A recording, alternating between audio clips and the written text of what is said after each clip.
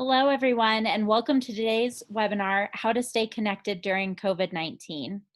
A little bit about Jefferson Center. We've been serving Jefferson County, Clear Creek County, and Gilpin County for over 60 years. We're a nonprofit, community-focused mental health care and substance use services provider. We offer support and hope to individuals and families who are struggling with mental health issues and substance use disorders. Also, as we begin, I want to take a moment to thank our sponsors for today, the Rotary Club of Golden. Thank you for your support of mental health in the community. I'm pleased to introduce today's speaker, Amy Miller. Amy is the Senior Services Manager and a licensed clinical social worker here at Jefferson Center. And before I hand the mic over to Amy, I have a couple of housekeeping items to cover about this presentation. First, today's webinar will be available on demand after the live session, and we'll email that out to you. We'll also have today's slide deck available. I would also encourage you to visit our website at jcmh.org, where we have more resources available, along with blog posts related to this topic and more information about other upcoming webinars we're hosting. Please keep your microphones muted and turn off your video during the presentation. And for the most optimal viewing experience, you'll also want to change your Zoom view to speaker mode. Next, we'd love to hear from you during the presentation. If you have a question for Amy, please feel free to send it through the chat at the bottom of your player. We'll be answering questions at the end of the session, and if we don't get to your question during today's webinar, we'll be sure to follow up afterwards. And last, we'd like to encourage you to follow us on our social networks and share the recording of this webinar and other information about Jefferson Center. So without further ado, I'd like to kick things off by welcoming Amy Miller. Amy, over to you.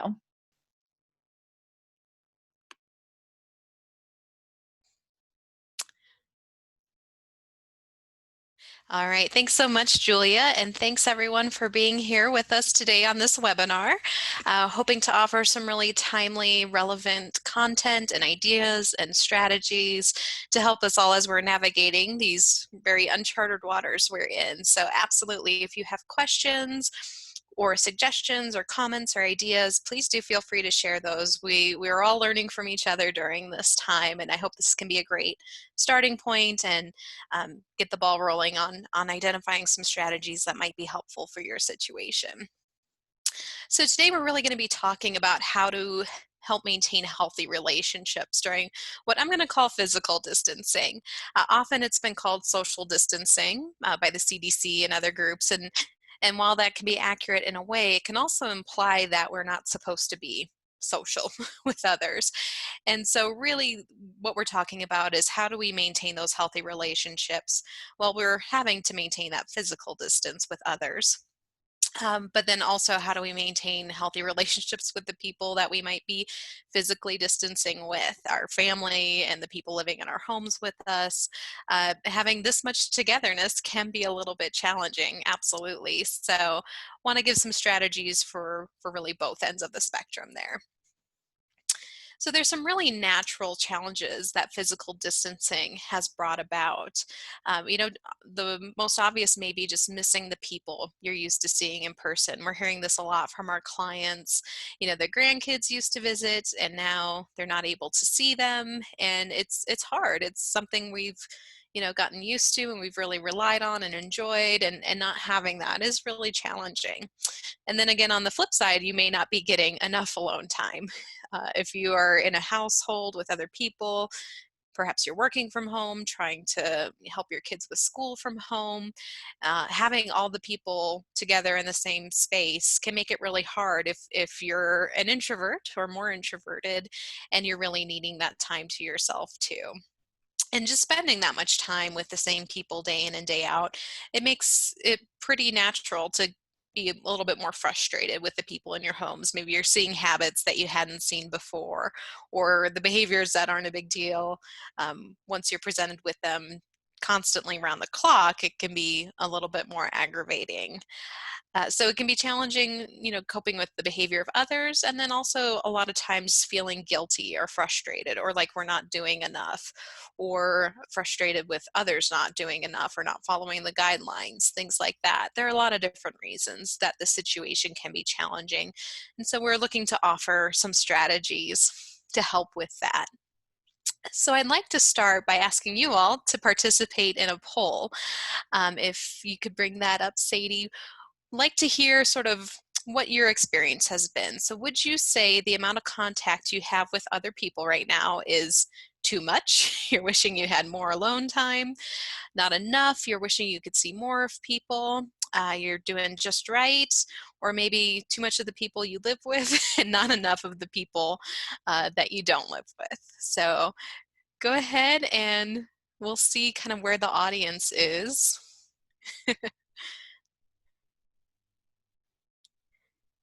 Looks like we've got most people voting. We'll give it a couple more seconds if you'd like to participate and haven't yet.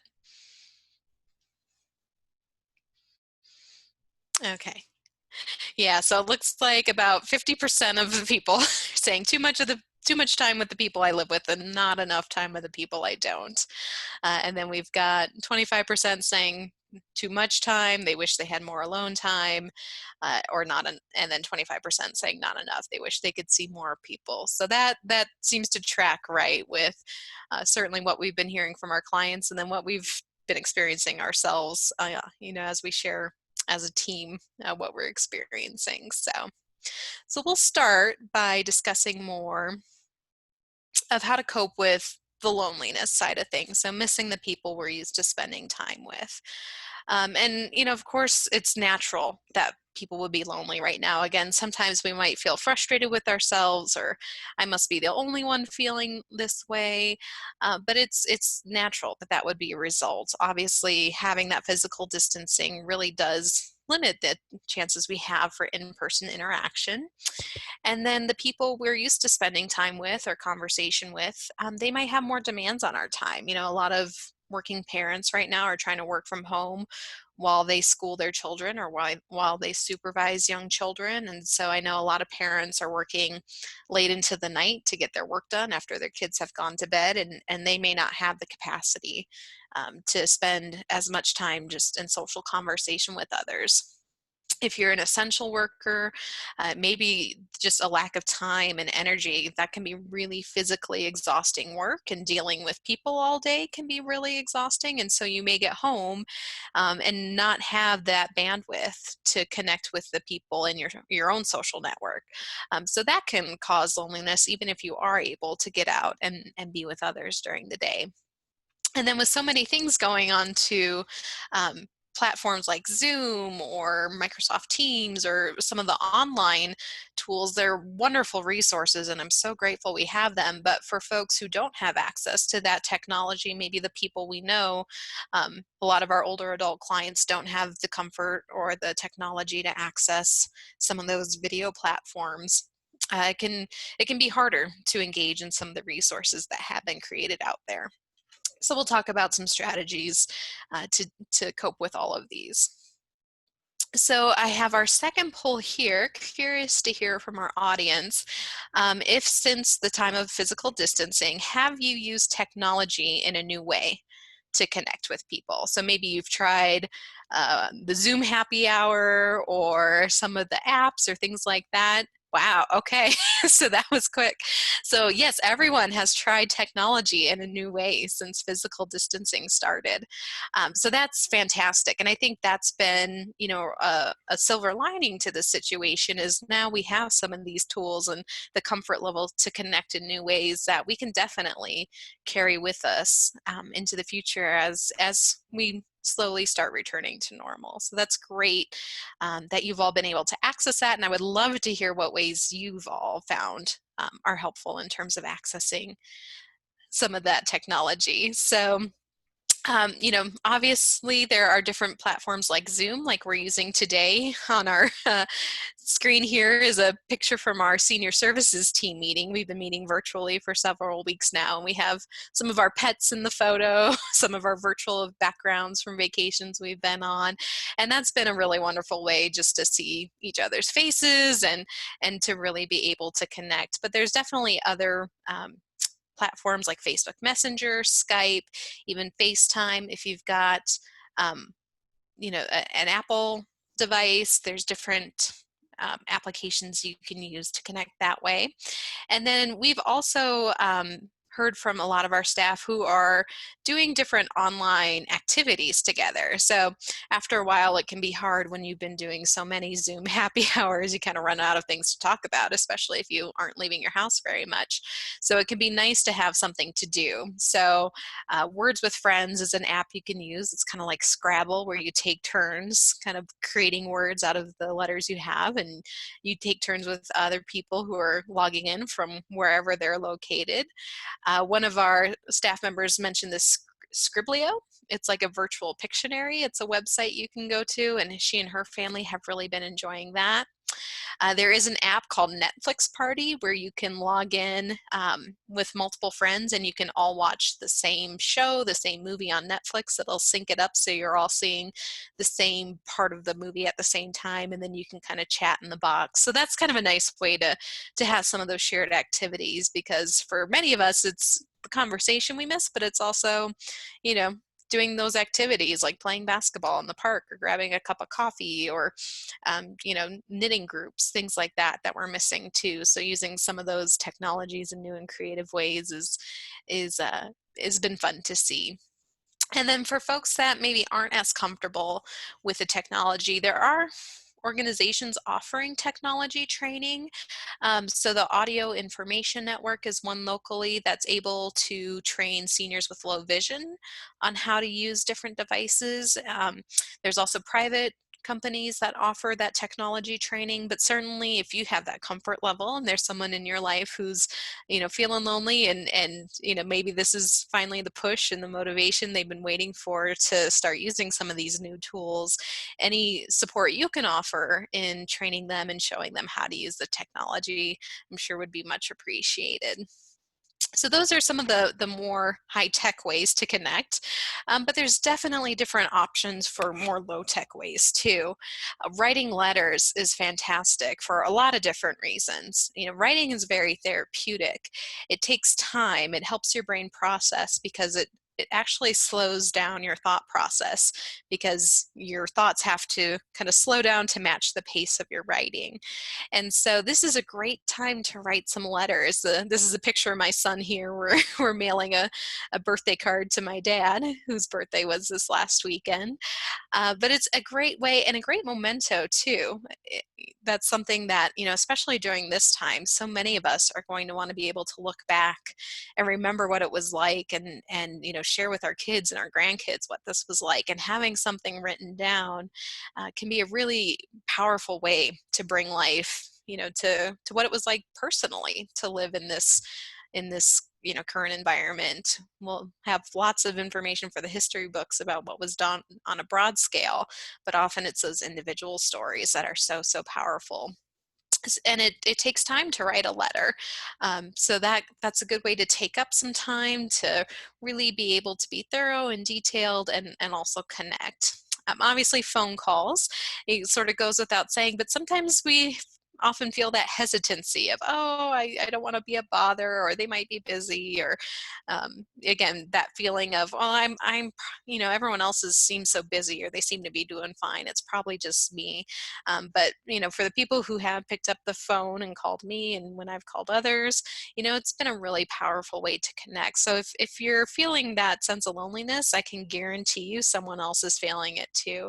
And picking up the phone and having that voice-to-voice conversation can be really powerful.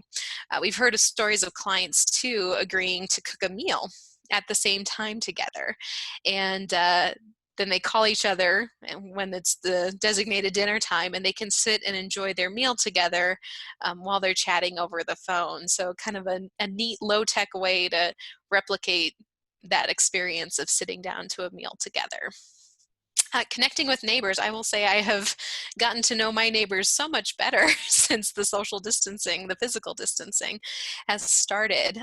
So obviously you want to keep that safe distance and wear a mask if you're going to be in close proximity. But it's been really nice to just chat with my neighbors from across the yard, or as people are out walking their dogs, say hi, smile, say hello, and start that conversation. Again, they're probably feeling that need to connect too. So if they don't want to talk, they'll let you know. They'll usually just give a friendly hi or smile back and go on their merry way. But we've had a really nice chance to kind of stop and actually talk and get to know some of the people in our neighborhood. So I would definitely encourage you to do that from a safe distance as well. One kind of neat way to connect is in Denver, especially, and actually throughout Colorado, there's been the howl at 8 p.m. My 4-year-old son and I have really been enjoying doing this too, to go outside, and it's a way to thank the essential workers and the first responders and the medical personnel out there. And at 8 o'clock, you can go out, and some people cheer, and some people do different things, but a lot of people are howling, and it's a fun kind of way to release some of the tension from the day. But then, hearing all these people howling all around you, it's just a really neat way to be part of something bigger than yourselves. And remember, all the people who are out there who are doing their part to keep everybody safe. So I highly encourage that too. Some other great options, we've been offering additional phone-in programs with the Jeffco Public Library. So you can visit their website there, jeffcolibrary.org. Every Thursday morning at 10 o'clock, we have a call-in meditation. You just call the number at 10 o'clock, and one of our therapists will take you through a guided meditation. We did a call last week on mindfulness strategies for coping with COVID. There's one this Friday on stress management. We're planning additional programs. And they've also had their own great offerings of different writing workshops. And I think even Dungeons and Dragons, I've seen they've offered as call-in programs. So they've been doing some really neat programming there. And it's a nice way, again, just to hear some friendly voices and connect with other people. And having that great shared activity is such a good strategy too. And then also volunteering. There's a lot of need out there right now, so you can do it very informally by, leaving a note on your neighbor's door of, hey, I'm going to the store on Thursday. Let me know if you need anything. Here's my number. There's lots of requests I'm seeing on different Facebook groups or like the Next Door website for your neighborhood group.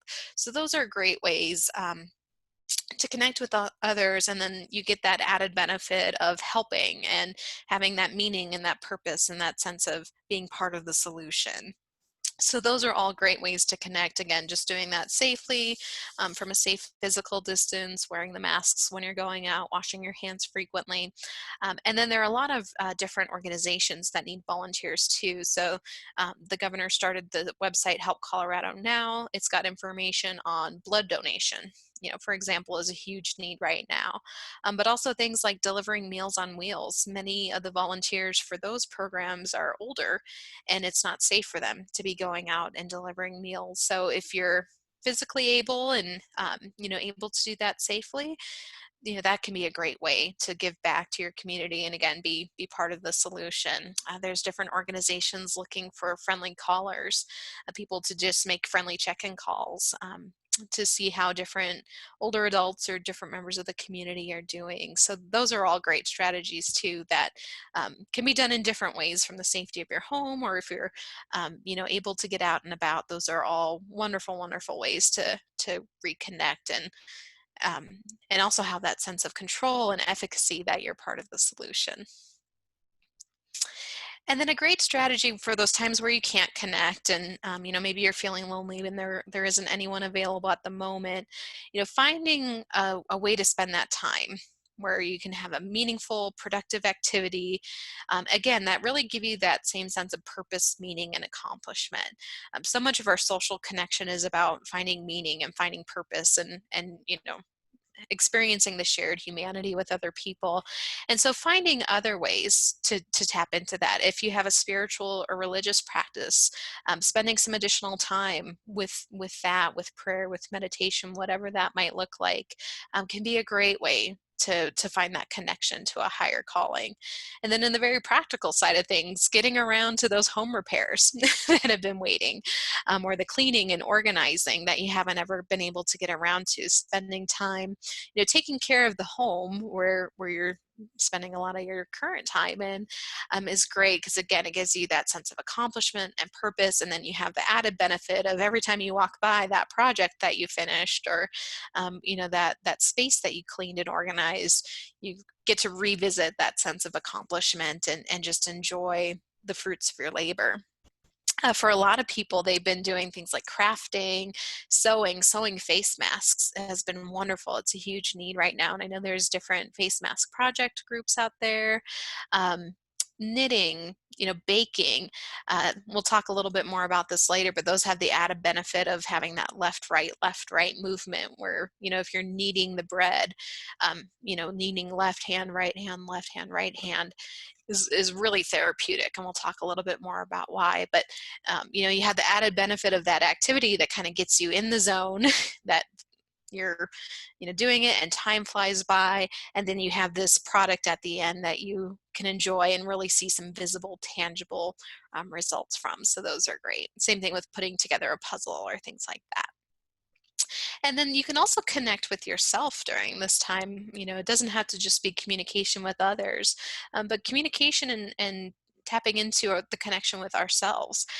Perhaps you want to write a letter to your future self of, I want you to remember this time. I want you to remember the lessons that we gained from this time. Or writing a letter to your younger self. What advice would you give your younger self? What would you want them to know?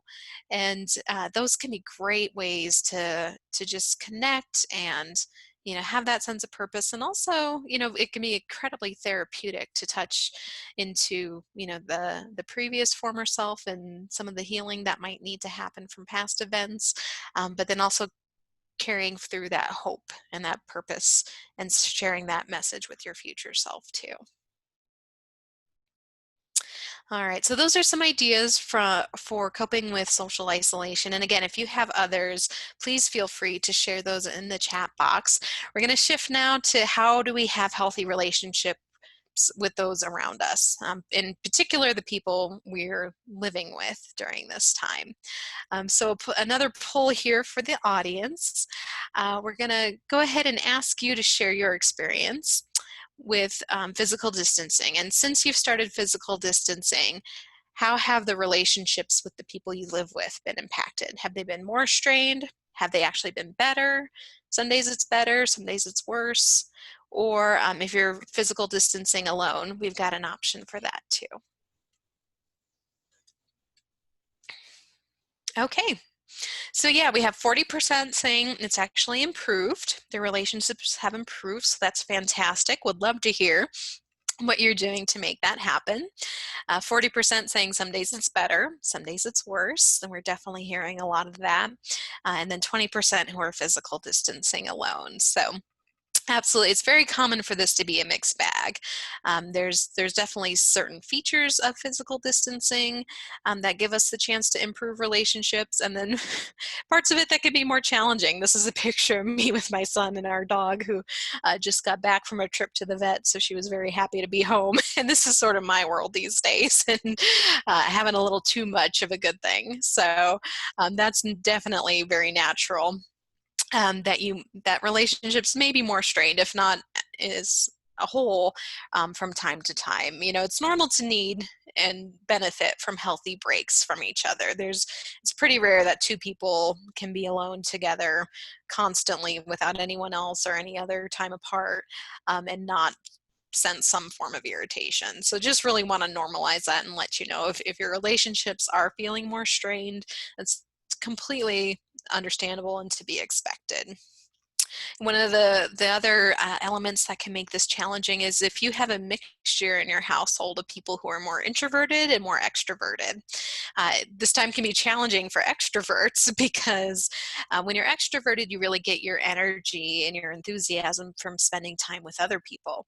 And so not having the chance to go and spend time with people outside of our household can be really challenging for those who are more extroverted, and they be leaning more heavily on the people in their household to meet that need. And then if you have the people who are more introverted and they need breaks from people, they need time apart to really recharge and re-energize, it can be hard because the extroverts are leaning on them more for that time and that energy of interaction, and then the introverts are having a harder time getting their time alone when everyone's working from home, at home, physical distancing, or even schooling from home. So definitely that mix of personality types can make things challenging too. For a lot of people, their roles have changed. So it could be that, the parent that worked outside the home is now at home with the kids, and maybe their partner or the other adults in the household have expected that they'll do more. And there hasn't been that chance to kind of negotiate. Okay, now that we're both home, what does this need to look like? Or, maybe one person is having to work more because they're an essential worker and the demands on their time and services have increased. And so it can just be a really challenging time when you haven't had the chance to plan and have a conversation about, okay, what is this going to look like, and how do we split this up given these new circumstances? So that's another reason that there may be more tension. Some of those outside supports that your household relies on might not be available right now. Maybe the kids went to the grandparents every so often, and you're not able to get that time to yourself to do things around the house or just have a break. Maybe outside service providers like childcare or housekeeping, or for a lot of our older adults, they're able to get services that are funded by the Area Agency on Aging to help with meal preparation and like light housekeeping. And maybe some of those other connections and services and supports aren't available. And so there's more demand on the people within the home to meet all of those needs. And that can be certainly challenging as well. And then, there's a piece around grief that I definitely want to touch on and acknowledge. There was a great article in the Harvard Business Review by Scott Baronato, and I'd really encourage you to look this up. But talking about a lot of what we're feeling right now is actually grief. And we may not think about it that way, but certainly the grief of very concrete things like missing prom or missing our high school graduation or having a baby shower or a wedding canceled. Those are very tangible. Also grief around the loss of a loved one, either from COVID or, you know, other people who are passing away from other causes, and it's happening during this time when it's harder to spend time with them. That's a very kind of tangible grief, but also just the grief of a feeling of normalcy, of feeling like we know what we can expect, that we know, when the plan is for when our kids can go back to school or when we can return back to the office, or the little rituals and connections that we had. So there's a lot that we are grieving right now, whether we realize it or not. And it's important to name those things and really give ourselves the space to feel that grief. Sometimes we want to put on the stiff upper lip and you know, say everything's fine, and oh, at least we have this, or at least we're safe, or at least XYZ. And it's important to really acknowledge, well, while that might be true, you can also be sad for the things that you're missing. And that is okay. That doesn't mean you're not grateful, that you're not appreciative of the things you do have. But it is important to really acknowledge what we're going through and the things we're missing right now. So some different strategies for how to have those healthy relationships. One piece is to manage your expectations, especially when it comes to things like kids trying to learn or attend school from home or trying to work from home. Having people home all day, every day, having to cook 3 meals a day and keep things clean when the bathrooms are getting used, 10 times as much as they're used to.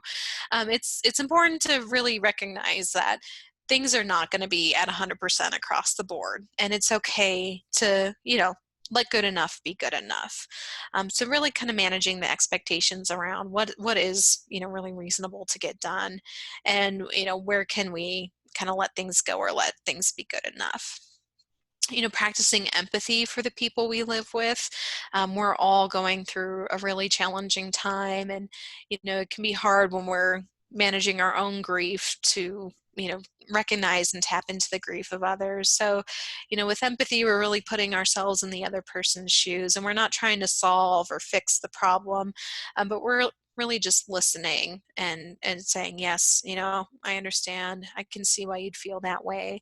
And, just offering to be with them and sit with them in that emotion. And Again, not try to have the solution or the answers, but just to let them know that they're not alone and that there's someone who sees them and who's with them.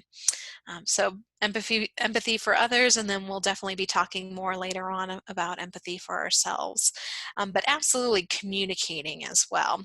Often with the people we're closest to, we sort of make this assumption, whether we know it or not, that they should know what we're thinking or how we're feeling. And it's important, especially now, we're all dealing with new situations, new stressors, to really communicate. So we don't want to make assumptions about how the other person is feeling.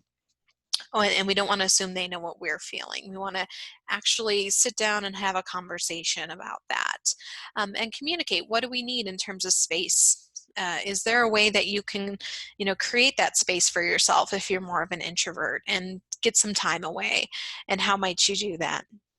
If there's time you need to work on something for work, or if you're sharing technology and you've got to kind of negotiate that with the other people in your household, being very upfront and having those conversations ahead of time can be really helpful. Negotiating the new workload. So absolutely, if one parent stayed home and the other parent was out working and now everybody's at home together, how does that change? Or if two people were working and now one has been laid off or furloughed, you know, does that person take on more? What makes sense for your household and your unique situation? And just again, having that conversation rather than being frustrated when things go undone or um, aren't being finished. And then checking in regularly. What works one week may not work the next week, as we're all kind of waiting to hear when our state will reopen and when we can go back to a little bit more normalcy. It's natural that things will change, and so just checking in and seeing, how is this working? Is there something that we need to do differently? And again, continuing to just have those deliberate conversations is going to be really important. It's also important to set limits. There's a lot of anxiety and stress right now, and some days you may be able to really be that support for that person, but there may be times where you need to say, I'm not having a good day myself right now. I can't, we can talk, but I can't really handle any talk about COVID today. Let's talk about, what your dog's been doing or what your kids have been doing or things like that. But it's okay to set those boundaries around your own emotional well-being and what you can and cannot handle on any particular day.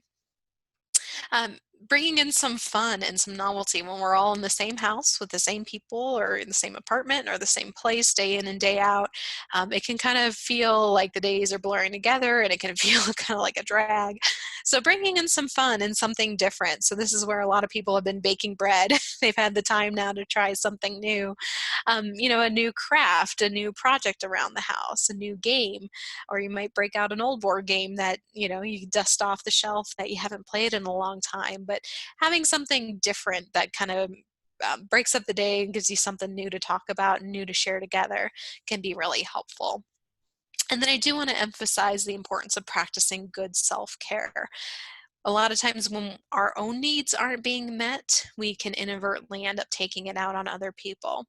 And so we've got some strategies in the upcoming slides on that, but I've got some pictures here, some flowers that have been blooming in our yard the past few days. And, just as simple as going outside and appreciating nature around you, and, spending time in the sunshine and getting some fresh air can be such a great way to make sure your own cup is getting filled. So, some other coping strategies. So definitely getting some physical activities, and we know our neighborhood so well now. This is my son and my dog again, and we've been going for a lot of walks around the neighborhood where we can kind of burn off some of that energy, get away from that feeling of being cooped up, and just get outside in the fresh air and the nice weather. Eating well-balanced meals. So, cooking 3 meals a day can be a lot to ask for, but it's worth checking in with yourself. Have I eaten an actual meal? Have I eaten a vegetable lately? Or am I just kind of snacking out of the pantry? And, just paying attention and being mindful to, are you giving your body the care and the nourishment that it needs during a really stressful time?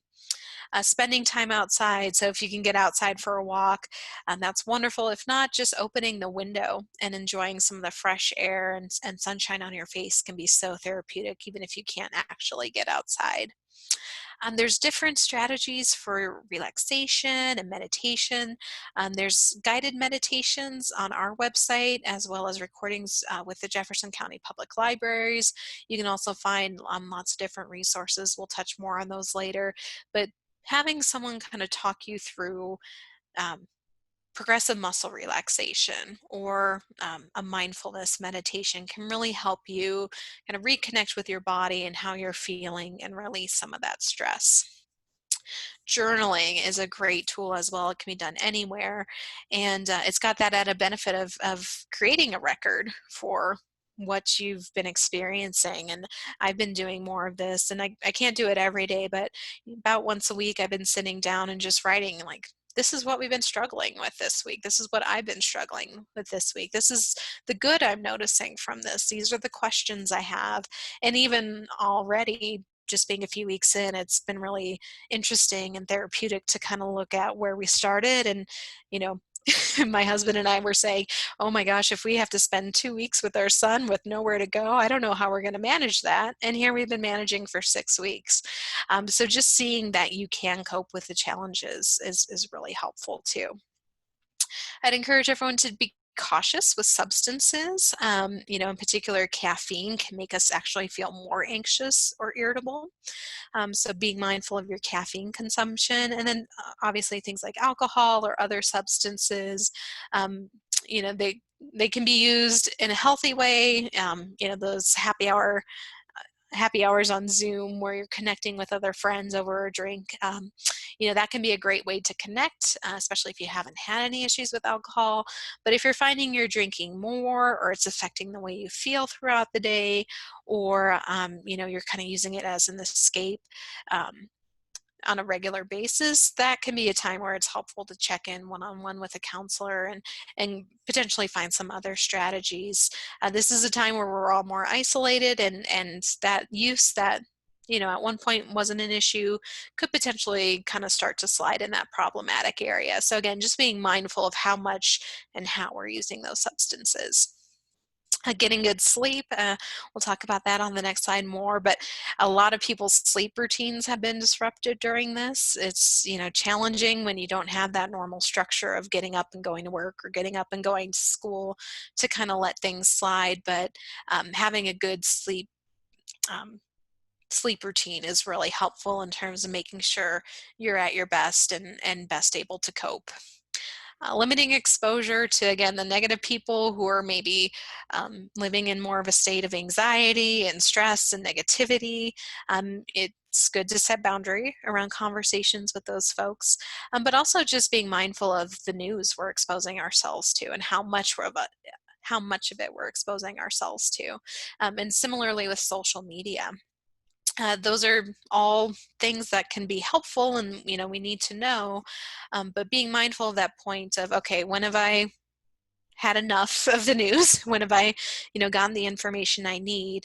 And now might be the time to turn it off. With the cable news networks, they have to fill 24 hours of programming, and their goal is to keep people watching. And they often do that by playing on our really strong emotions like fear, anxiety.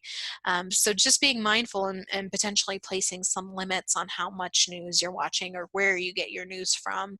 And similar with things on social media, and balancing it out with the good in the world too. So there's lots of bad news out there, but looking for the helpers, like Mr. Rogers talks about, and following accounts on social media that make you feel better. There's some great ones. Upworthy is a great account to follow if you're on Facebook or Instagram. Tank's Good News, that's an account that posts ways people are helping each other out around the world. One I've been enjoying lately is Some Good News. It's a YouTube show that John Krasinski puts on. He was an actor in The Office, the TV show, and he's put together this program where he brings in clips of all the good things that are happening around the world. And that's been wonderful for me, just in terms of of getting that chance to see, yes, there's good happening, it's not all bad, and balancing that out too. And then, of course, like we've been talking about, connecting with our family, friends, faith, social networks, in whatever way we have accessible to us. So managing some stress proactively. This is my dog. She's not very stressed out here at all when my 4-year-old's climbing all over her. It's a little bit of a different story. But managing our own stress in terms of practicing that good self-care, some of the strategies we talked about on the last slide. Um, we've talked a lot about this, but we're really going back to basics with a lot of our clients. Again, just, have you showered today? Have you cooked a real meal or eaten a real meal today? Have you drank water today?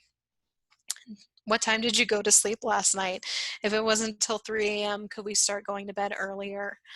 Continuing to take care of your other medical conditions and making sure you're getting, the medical care you need by connecting with your doctor over the phone or with virtual visits or in person if you need to, with precautions. Are we changing out of our pajamas every day, or have we been wearing the same pair of pajamas 5 days in a row?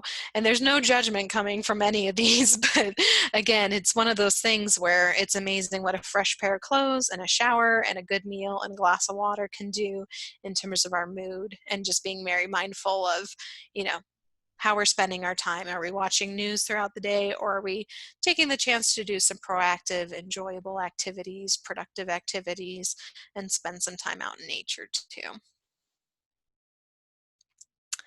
So different ideas for physical movement. It's so important in terms of managing stress because, first of all, the stronger body's better able to cope with stress and do things like fight off infections, which is helpful right now.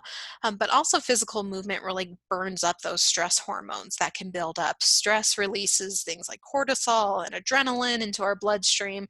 And if we don't use up those chemicals are designed to give us energy so we can run away from the tigers or fight off an enemy. And if we don't actually use those hormones, they stay in our blood system and they continue to build, and they can lead to things like high blood pressure or, different concerns like that, and elevate our stress levels. So getting that chance to burn off some of those stress hormones is a wonderful benefit of physical movement. It also releases the feel-good endorphins that help us feel better, reduces our fatigue. If you've been in front of your computer for several hours working from home, going out for a 10-15 minute walk can do wonders in terms of, giving your brain a break, and then boosting your energy level. Helps with alertness and concentration too, and actually lowers rates of anxiety and depression. So a good goal to work toward is 30 minutes, 3 to 5 days a week. You can start with 5-10 minutes and work your way up. But really any sort of activity, physical movement helps. Things like cleaning the house, getting outside and doing some yard work or gardening, going for a walk, doing some of the fitness videos or yoga videos on YouTube, things like that are all great ways to help get some movement in. And then different strategies for practicing good sleep hygiene. The recommendation is to get 7 to 9 hours. And it's important to, again, pay attention to that caffeine consumption, especially in the late afternoon or evening. If you're a slow metabolizer of caffeine, it can really stay in your system for many hours and impact your sleep. So paying attention to how well you sleep when you have that afternoon soda or afternoon cup of coffee can help you gauge if that's impacting your sleep level at all. Avoiding screens in the evening, especially with a lot of the negativity that's on the screens, in social media or on the news. Both the blue light from the screens can impact our sleep, as well as, if we're watching something stressful, that stress level can stay with us and impact our sleep too. So if you can, it's best to just turn off all screens 2 to 3 hours before it's time to go to bed. If you can't, using the blue light filter on your phone, or you can even get eyeglasses that block out the blue light from your devices so that it doesn't impact your circadian rhythm as much. That can also be helpful if you're working on your computer late at night after the kids go to bed. This is one that's a challenge right now, but as much as possible, waking up and going to bed at the same time every day. Our bodies really kind of need to be trained, to fall asleep at the same time. So if it's different every night, your body doesn't ever know, am I supposed to go to bed now? So if you can get into that routine of waking up at the same time every day and going to bed at the same time every day, that'll help your body recognize, oh, it's time for me to go to sleep. Keeping the room cool, dark, and quiet, getting your physical activity in during the day. Again, that burns up those stress hormones so that your body is better able to relax and go to sleep at night. And then avoiding large meals before bedtime, again, especially in those 2 to 3 hours before bed. If our body's digesting food, that's a really energy intensive activity, and that can keep us awake. So better to avoid that if you can. And then handling some acute stress. So learning our different body cues. So a big part of mindfulness is paying attention to our body and recognizing, oh, when I'm stressed out, my jaw clenches, or my shoulders start to creep up toward my ears, or my upper back gets tense, or my stomach starts to feel upset. Those are great things to be able to recognize, to start to notice, oh, okay, I'm starting to feel stressed. I need to take a moment and do something to release some of that stress.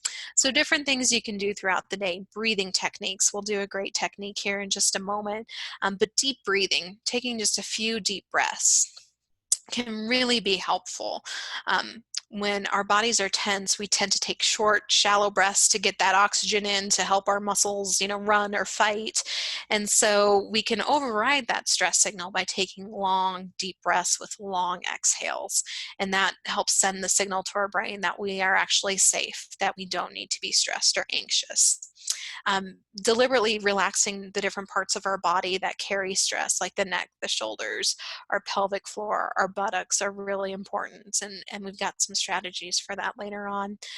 Bilateral movement, anything where we're doing left, right movement. That's why things like going for a walk or going for a run are so helpful. That left, right movement where we're kind of crossing the meridian of our body is really helpful in processing some of the tension and anxiety and stress.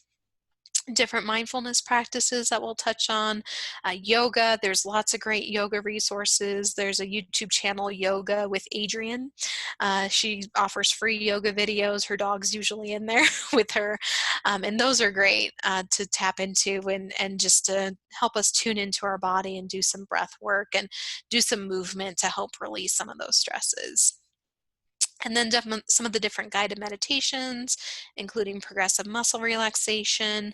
Massage is really helpful. If you've got a willing partner, great. If not, there's different self-massage techniques you can do, rubbing your temples or massaging your scalp or, rubbing your shoulders are all great ways to help release some of those tensions. And then practicing gratitude. As humans, whatever we focus on gets bigger in our minds. So if we focus on what's wrong and what's bad and what's stressful, our focus tends to zoom in on those things and they can kind of be all consuming. So taking a deliberate moment to notice what we're grateful for. And that doesn't mean we're pretending that everything's fine and we're putting on rose-colored glasses and ignoring everything, but it's about choosing to focus on what is good. And it tends to have a snowball effect. If we can practice gratitude for the small things, for a nice day where we can go outside and go for a walk after, a few days of snow last week, or, gratitude for the fact that we have a place where we can shelter. Gratitude for the people in our home, even if if they might be driving us crazy from time to time, gratitude that they are in our lives. And once you start doing that, you really start to notice many things to be grateful for. It tends to build on itself. So that's a wonderful way just to, again, focus our thoughts and have some more control of our thoughts in a positive way. So again, with deep breathing, this is an exercise I like to use. It's called square breathing. So essentially, you can imagine a square where the up arrow is you breathing in for 4 counts through your nose, and then going across, you're holding your breath for 4 counts, kind of helping that tension build up. And then the downward arrow is the exhale. where you're exhaling for 4 counts down and then 4 counts across. So that helps you with the exhale being longer. The exhale is really what releases stress and what signals to the brain that we are safe. So having the exhale be longer than your inhale is really helpful, and again, sending the right message to your brain that you are able to relax. The inhale is what gives us energy. The exhale helps us relax. So if you want to try that together with me, you can breathe in through your nose. So breathe in, 2, 3, 4, hold, 2, 3, 4, out. 5, 6, 7, 8. Breathe in, 2, 3, 4, hold, 2, 3, 4, and out, 2, 3, 4, 5, 6, 7, 8. And having that exhale be a slow exhale through pursed lips, kind of like you're blowing bubbles or blowing through a straw, helps control that breathing and helps you extend that exhale to get that release of tension. So taking a few deep breaths. If you're in a place where you can't do the full, deep inhales and noisy exhales, a lot of times if I'm feeling stressed throughout the day, I'll just let out a quick exhale just to release some of that tension, and that's my husband's cue for when he knows that I'm feeling stressed out. But just again, having that exhale is really helpful. Getting body movement in. So bilateral movement, we talked about going for walks or runs. You can also do something called the butterfly hug, where if you cross your arms in front of your body and you put your left hand on your right bicep and your right hand on your left bicep. So it's kind of like you're giving yourself a hug. And then you can either just tap your hands at the same time on your arms, or you can tap left, right, left, right, left, right. But this tapping movement and this bilateral movement, especially where you're crossing the meridians and you're putting your right arm on your your right hand on your left arm and your left hand on your right arm, really helps the brain process some of that stress and that anxiety and is very soothing. So that's a great way to get some bilateral movement in. Same thing with tapping. You could tap on your knees, just hands on your knees, left, right, left, right, left, right, left, right. One thing we'll do as therapists sometimes that our clients don't know about is curling our toes, left, right, left, right, left, right. You can do it inside your shoes, and that's a very discreet way to get that bilateral movement in if you're feeling especially triggered or anxious or stressed in a way that's more discreet. So those are all great strategies for getting some of that bilateral movement in.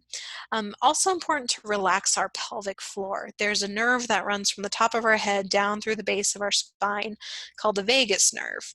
And when our pelvic floor is clenched, it clenches that vagus nerve, and that activates the flight or fight system in our brain. And so there's a good video here. I won't play it now for the consideration of time, but there's a good video that kind of guides you through finding your pelvic floor muscles and releasing them. And a way you can find it is actually to bear down like you're having a bowel movement.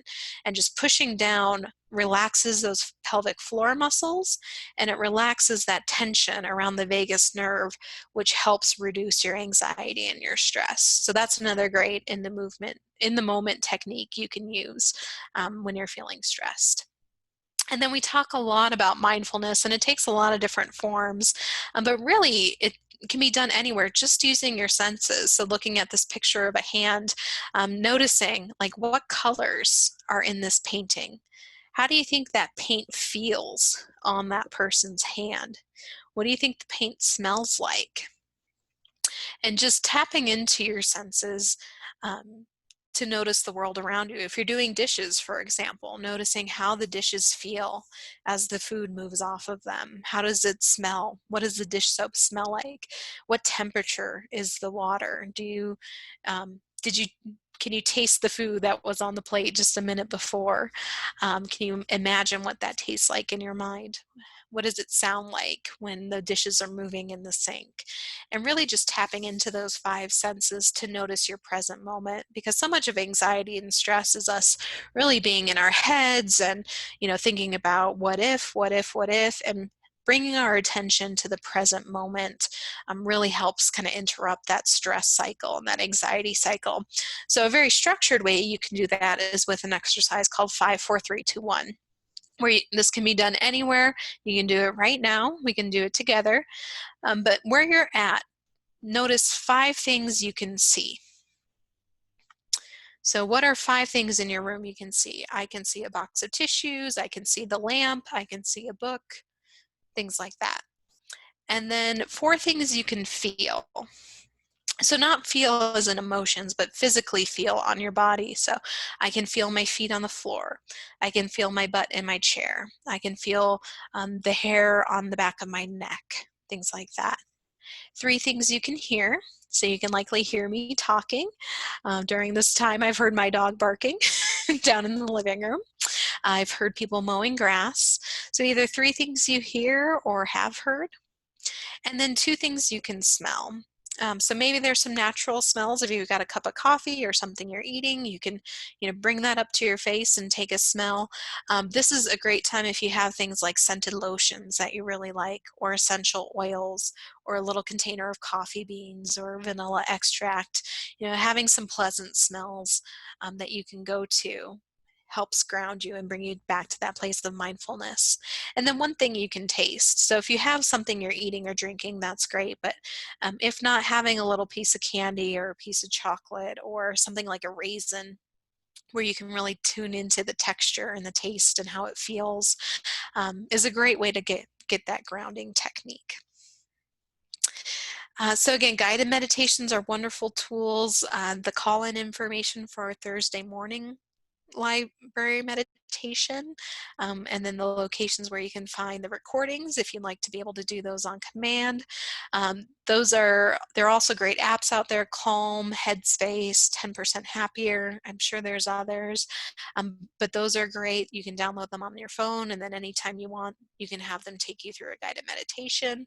And then there's also plenty on YouTube, or you can purchase CDs if you don't have internet access or someone doesn't have internet access. There's definitely recordings you can purchase to help take you through a guided meditation. And then a lot of what we want to talk about too is just practicing self-compassion. This is a really challenging time. So our final poll here is going to ask a little bit about how your emotional state has been and what you've been experiencing. So we'll get that brought up here. So since physical distancing, I feel like I'm able to manage the demands on my time and energy about the same, better, worse, or some days better, some days worse.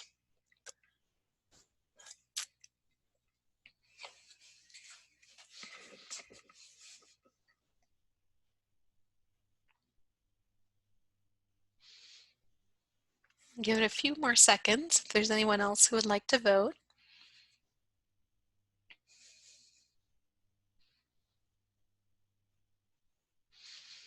Okay, so it looks like everyone is feeling like some days they're better able to manage the demands on their time, and some days they're less able to manage those demands. And I think that's a very natural and understandable place to be. So really, when we're talking about self-compassion, we're talking about changing our mindset, where instead of judging and criticizing ourselves, we really offer ourselves kindness and understanding, and we acknowledge that we're not perfect, that we're human. And so with that, we give ourselves the same kindness and care that we would give to a good friend. So I'd invite you now to think of something that happened recently where you felt like you didn't handle it as well as you would have liked. Maybe you lost your temper with your kid. Maybe, you didn't get your work done by the deadline. Maybe you got frustrated with a partner or a family member. But thinking about something that happened where you didn't show up the way you wanted to and didn't handle it the way you would have liked in the moment. And think about what you told yourself. So, for example, if you lost your temper with your kid, Did you end up saying to yourself, oh, you're a terrible parent. You're going to screw them up for life. I'm supposed to be modeling good behavior right now, and look, I just yelled at them, and that was terrible. And now think about what you would tell your best friend if they said they did the same thing. So you would probably tell your friend, if you were having a good day and in a good place, something like, well, of course you did. Everybody loses their temper once in a while. You know, that's understandable. We're all under a lot of pressure. Your kid's going to be okay. You can always apologize. It's a good chance for them to offer forgiveness to you and for you to model what it's like to apologize to them. And so thinking about what we might say to a friend and saying that to ourselves and showing that same kindness and compassion to ourselves. So, with this situation, just acknowledging the reality and the stress of the situation. Avoid putting additional pressure on yourself. There's a lot of things out there right now in terms of, getting your workout routine in, or if you're not learning a new language, what are you doing with your time right now? And, that might work for some people, but for a lot of us, getting through the day is challenging right now. And so don't feel like you have to be extra productive or be doing extra work or things like that right now. Let good enough be good enough, and find those ways to take care of yourself. So I've got a self-forgiveness meditation on here that you'll be able to watch after. We're running short on time, so encourage you to check into that afterward. But again, just understanding that we are all under a lot of pressure and have a lot of challenges right now, and to be kind to ourselves. So I do want to touch on the other resources we have at Jefferson Center. Our Senior Reach program is great for older adults. You can call and refer someone if you think they could use someone to talk to right now. But we serve all age ranges at Jefferson Center with therapy, medication management. We've got different resources through our Speakers Bureau where we can do presentations like this to your organization, different wellness classes we're offering. So definitely check out our website for that. And then keep in mind, we do have our crisis services so that if life just gets too stressful or too overwhelming, there's always someone you can talk to. The number's on the screen here. And our crisis walk-in center is open as well. And you can also text and chat using the website listed. So I do want to thank you for taking the time. I want to check with Julia and Sadie and see if there are any questions or any suggestions or feedback from the chat. Yeah, Amy, thank you so much for this presentation. I know I found it very helpful. We do have a couple of questions. The first one being, how do I know when I should ask for professional help with my mental health? There's some days that I'm feeling really anxious, other days I feel fine, but how do I know when it might be time to get professional help? Yeah, that's a great question. Certainly there are kind of the self-help strategies, a lot of what we talked about today with exercise and journaling and meditation. But if you're trying those things and you're finding you're still feeling really anxious or really distressed, or if those feelings of anxiety are getting in the way of your relationships or your ability to work or do the things you need to do throughout the day, or if they're just impacting your quality of life to the point where you're not able to enjoy yourself as much as you used to, that's a great time to reach out and get that one-on-one support. And it can be so helpful because they can really help troubleshoot for your specific situation and give you some very tailored specific strategies that are really specialized just for you. And it's a wonderful tool. And so many of us right now are struggling, and I know the therapists on our team are reaching out to their therapist and getting connected. So no one is immune. Everyone needs support. So if you think there's, any chance that it could be helpful, I would just encourage you to reach out and call. We are taking new clients. We can meet by phone or with Zoom, and we would be happy to work with you. Great. Thank you, Amy. Another question we have is, how do I have conversations with my kids about setting healthy boundaries as a mom? I'm struggling to manage work, homeschooling, and feeling really overwhelmed. Yeah, that is such a great question, and something that so many parents are feeling right now. And, definitely modeling that behavior. So, for example, if they have expectations around what they're supposed to be doing for school, kind of setting that schedule, and maybe you saying, okay, this is the time I'm going to work on my work, and this is the time you can work on your work. And then after that, we'll do something fun and enjoyable. And then this is going to be the routine for the day. So definitely, again, just communicating, what you need from them and what they need to do, and really framing this is the opportunity for them to demonstrate that they can, handle responsibility and they can take care of themselves, and it's their chance to prove to you that they can be trusted, and maybe get some additional privileges too, whatever that might look like depending on their age. So definitely, I think just having those clear expectations, having kind of the natural consequences as well as the rewards for following the behavior, and then modeling yourself in terms of practicing good self-care, and encouraging them to do the same. So depending on their age, you can have a little bit more control over that than others, but definitely modeling the behavior yourself is always a good strategy regardless of the kid's age. That's great. So we're running short on time. So we do have one last question. It says, my sister likes to call me with bad news. How can I, in a nice way, tell her that I don't want to talk about it anymore without hurting her feelings? Yeah, absolutely. So it's hard because when you set that boundary, you can't always control how the other person is going to respond or react. So it's also okay to acknowledge that you are not responsible for your sister's emotions and feelings, and she's going to have the reaction that she has, but certainly you can do it in a way that is more compassionate and more kind.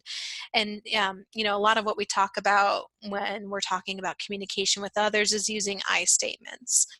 So rather than saying, you depress me when you talk about all these terrible things happening, saying something like, I've noticed I feel more overwhelmed and anxious when I'm talking about the negative things happening. So I'm trying to focus more on the positivity. Can you tell me something good that happened that would really help me feel better? And kind of focusing on you and your choices and how you're choosing to handle it. And that's another great chance to kind of model for her, that chance to kind of take a step back and realize, oh, maybe focusing on the bad isn't helping me either. So just keeping the focus on you and how you're trying to protect your well-being will help kind of keep any negative judgment or perceived judgment away from her. Great. Thank you. So I think that's it. So, Amy, thank you so much for your presentation today. And for everyone that's listening, please know that Jefferson Center is here for you through the good times and the bad. We're going to be here with you every step of the way. As Amy mentioned, we are open and accepting new patients via phone and telehealth appointments. And we've really adapted by developing innovative ways to provide remote care, ensuring that no one falls through the cracks during this time of uncertainty. So you can visit our website at jcmh.org or follow us on Facebook for more resources and information. You can also reach us by calling 303-425-0300. Thank you and have a great day.